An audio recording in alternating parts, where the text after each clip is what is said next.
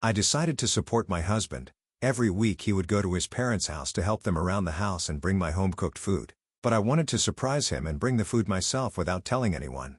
As I approached the house, I froze when I saw that. I decided to support my husband. Every week, he would drive to his parents' house to help with chores and bring them my homemade preserves. One day, I wanted to surprise them and deliver the food myself without telling anyone. As I approached the house, I froze when I saw Anna loved order. In this predictability, she found comfort, a quiet haven where she could shelter from the storms of the outside world. Her apartment, with bookshelves lined with literary classics and the scent of freshly baked bread, was a reflection of her love for harmony and structure. She taught literature at the university, immersing herself in the worlds of Tolstoy and Dostoevsky, finding answers to life's eternal questions in their works. Igor, her husband, was her complete opposite, an engineer, a man of precise sciences. He lived in a world of blueprints and calculations, but this difference didn't divide them. Rather, it complemented them. Anna valued his reliability, his ability to solve problems, and his quiet but sincere care. Igor, in turn, admired her erudition, her refined sense of beauty, and her ability to find joy in simple things. Every Sunday, Igor would drive to his parents' village. It was an unspoken ritual, a part of their shared life. He helped with household tasks, fixed fences, and tended the garden. Anna always packed him a bag of food, jars of homemade pickles, soup, cutlets, and pies. She knew Igor's parents loved her cooking, and it brought her joy to do something kind for them. Igor would return in the evening, a bit tired but content. He'd tell her about his parents, village gossip, and the weather. Anna listened, nodded, and asked questions. These Sunday trips were like a small journey to another world for them, a world of silence, peace, and simple pleasures. Anna observed her husband. Lately, he seemed preoccupied. It wasn't that he was less attentive to her. No, he still brought her coffee in the morning, asked about her day and read her poetry before bed, but there was a shadow in his eyes, something unspoken. He often stared out the window, as if waiting for something or someone. She attributed it to exhaustion or stress from work. Igor was working on an important project, and she knew it drained him. She tried to surround him with care and attention, hoping it would help him through his struggles. One Saturday morning, Anna woke up with an unusual feeling, a desire to surprise him. She decided to drive to his parents' house alone without warning. She wanted to see them, breathe the fresh air, and escape the city's hustle while Igor was busy with work. She got out of bed, went to the kitchen, and opened the fridge. There were jars of pickles she'd made the previous week. She took them out, placed them on the table, and began packing a bag. She added a few apple pies, some pilaf, and homemade sausage. She knew Igor's parents loved these treats. They had always been delighted by her visits, praising her cooking and asking about her work. Anna imagined arriving, their surprised and happy faces. She smiled. She loved making surprises. She loved seeing joy in others' eyes. She dressed, putting on comfortable jeans and a warm jacket, and glanced out the window. It was sunny, but chilly outside. She decided to wear a scarf as well. She grabbed the bag of food, her car keys, and stepped outside. Their old Nava was parked by the entrance. Anna opened the trunk and carefully loaded the bag, making sure nothing would break. Once done, she got behind the wheel and started the car. The engine roared to life, and the Nava pulled away. Anna drove out of the city, heading down the highway toward the village. She drove calmly, unhurried, enjoying the scenery outside. Fields, forests, rivers, it all seemed so beautiful and serene to her. The drive to the village took about 2 hours. Anna turned on the radio and sang along to the songs. She felt happy and free. Along the way, she imagined how she'd surprise Igor's parents, picturing their joyful faces and their praise for the food. She recalled snippets of conversations and jokes they'd shared over Sunday lunches. A couple of years ago, these trips had always felt like an important part of their family life, a small ritual that strengthened the bond between generations. She drove along the familiar road, savoring the autumn landscape. The trees were dressed in gold, and the sun filtered through the leaves, casting intricate patterns on the asphalt. Anna switched the radio to soft classical music to create an atmosphere of peace and calm. She felt this day would be special, filled with warmth and love. She could never have imagined the storm of emotions awaiting her. As she approached the village, her heart beat faster. She turned onto a dirt road leading to Igor's parents' house. Though she hadn't been there in a while, she recognized the house immediately. A small wooden cottage with carved window frames and a garden bursting with flowers. Anna parked the car by the gate and stepped out, anticipating the reunion. But what she saw made her freeze. On the porch stood Igor with an unfamiliar woman. In her arms was a child, a little boy no older than 5. Igor was saying something to her and she smiled in response. This wasn't just a friendly encounter, it was something far deeper. There was an intimacy, warmth, and tenderness in their interaction. Something Anna hadn't seen in Igor's eyes when he looked at her lately. She felt the ground slip from under her feet. Her head buzzed and her vision darkened. She tried to step forward to call out to Igor, but she couldn't. Her voice caught in her throat. She stood paralyzed, unable to believe what she was seeing. At that moment, the boy broke free from the woman's arms and ran to Igor.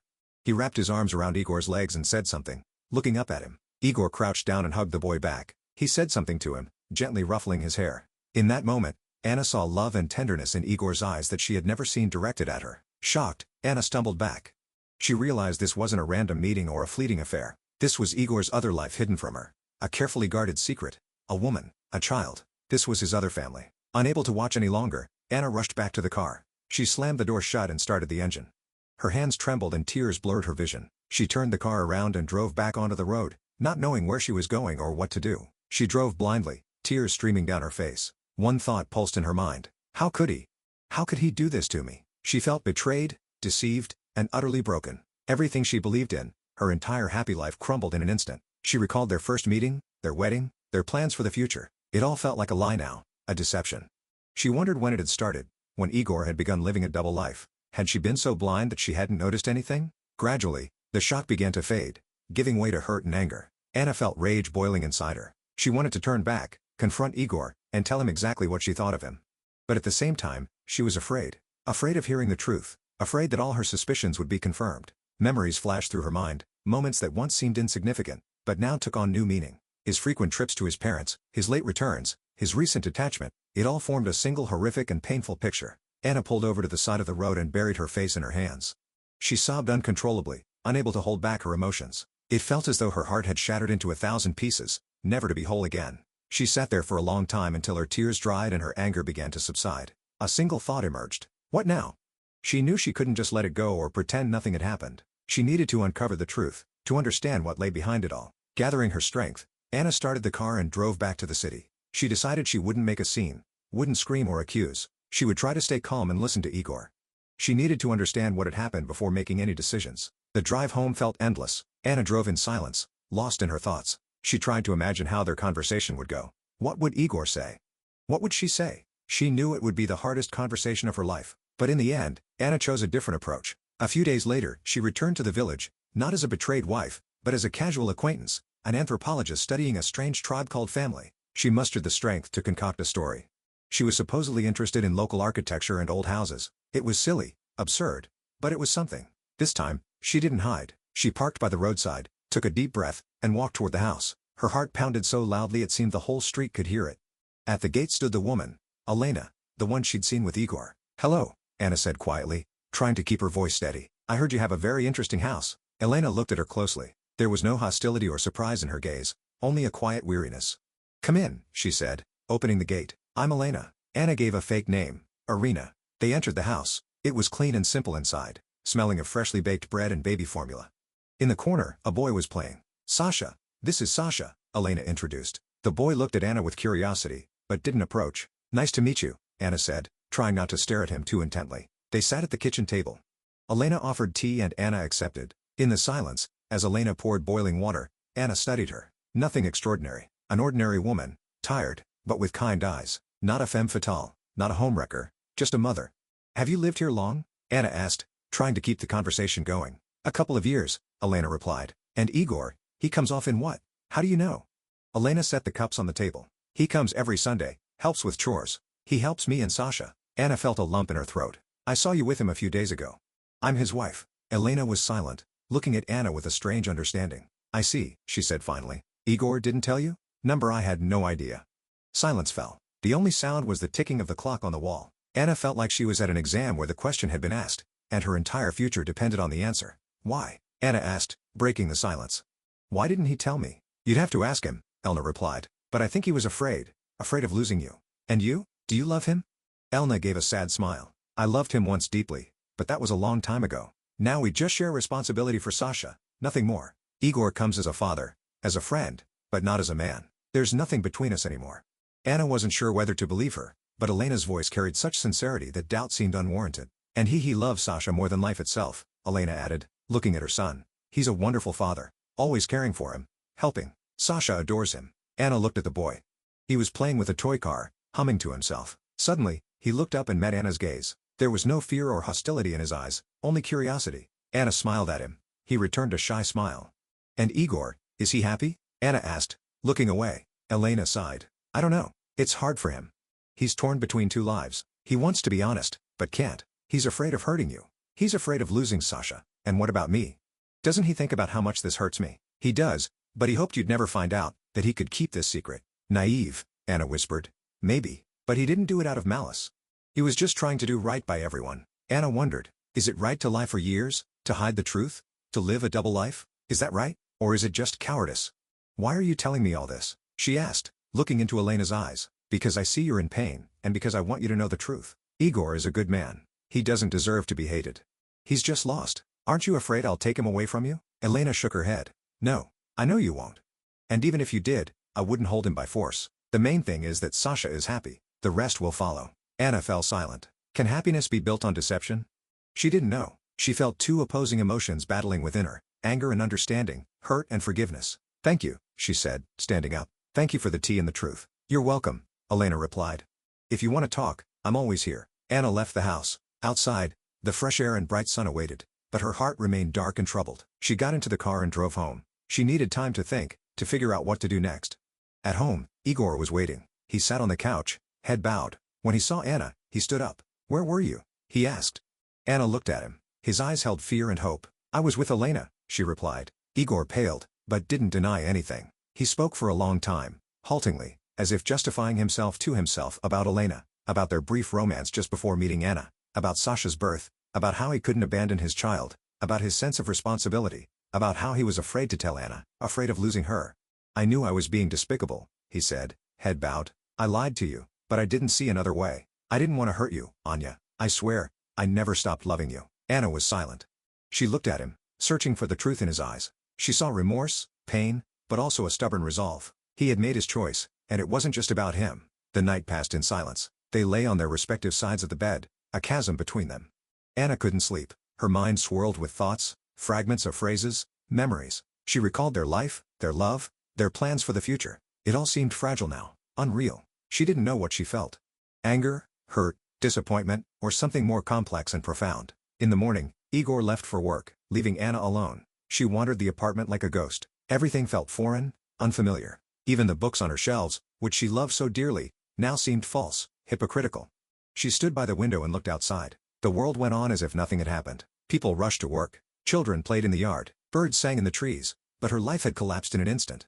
She remembered Elena's words about Igor being a good father, about how he cared for Sasha, about how there was nothing between them but responsibility. Anna wasn't sure whether to believe her, but something in Elena's voice and gaze suggested she was telling the truth. Anna knew she needed time to think, to make a decision. She couldn't simply forgive Igor, but she couldn't just leave him either. Too much bound them. Too much had been invested in their relationship. The next day, Anna told Igor she needed to leave. She needed to be alone to think things through. Igor didn't try to stop her. He understood she had that right. Anna went to a different village, not to Igor's parents, but to an old dacha she owned. She spent several days there walking in the forest, reading books, reflecting on her life. She recalled their first meeting, their wedding, their early years together. Everything had been so good, so calm, so reliable. Could it all have been a lie? Had Igor been living a double life all these years? Anna couldn't believe it. She knew Igor as an honest, decent man. How could he have done this to her? But then she remembered Elena's words about how Igor didn't want to hurt her, how he feared losing her, how he did it all for Sasha. And Anna began to understand. She realized Igor hadn't cheated on her in the traditional sense. He wasn't seeking thrills on the side. He was simply fulfilling his duty as a father, but that didn't make his actions any less painful. He had still betrayed her, deceived her, and denied her the right to know the truth. Anna knew she had to decide what to do next. She could leave Igor and start a new life. She could try to forgive him and live as if nothing had happened. Or she could try to understand him, to grasp what drove him to make this choice, to understand how he had lived with this burden all these years. She knew it wouldn't be easy. She would have to overcome her pride, her pain, her hurt. She would have to accept that Igor wasn't perfect, that he had weaknesses, flaws, and secrets. But if she truly wanted to save their family, if she truly loved Igor, she would have to do it. One morning, Anna woke with a firm decision. She knew what she had to do. She packed her things and drove back to the city. Igor was waiting for her. He sat on the couch, head bowed. When Anna walked in, he looked up. His eyes held so much pain and hope that Anna's heart ached. I know everything, Anna said. I understand. Igor was silent, waiting for her to continue. I've decided, Anna said. I'm staying. Igor stood and approached her. He hugged her tightly. Thank you, he whispered. Thank you for everything. Anna pulled back.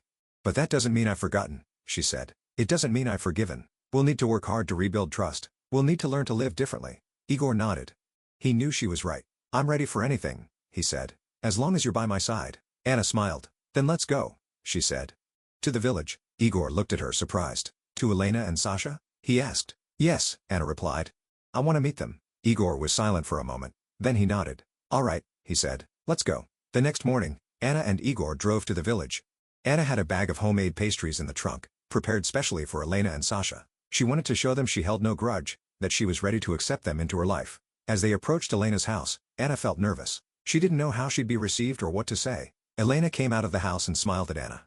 "I knew you'd come," she said. Sasha ran out and hid behind Elena, peering at Anna curiously. "This is Anna," Elena said to Sasha. "She's Igor's wife." Sasha peeked out from behind Elena and looked at Anna. Then he smiled. "Hi," he said. Anna smiled back. "Hi, Sasha," she said. "I brought you a treat." She opened the trunk, took out the bag of pastries, and handed it to Elena. "This is for you," she said. "I hope you like it." Elena took the bag and thanked her. "Come inside," she said. "I'll put the kettle on." Anna and Igor entered the house. Sasha followed. They sat at the table drinking tea and talking about everything and nothing. Weather, children, life. Anna felt strange. On one hand, she was uneasy and uncomfortable. On the other, she felt a sense of relief. She felt she was making the right choice. Don't forget to subscribe to my channel for more stories like this.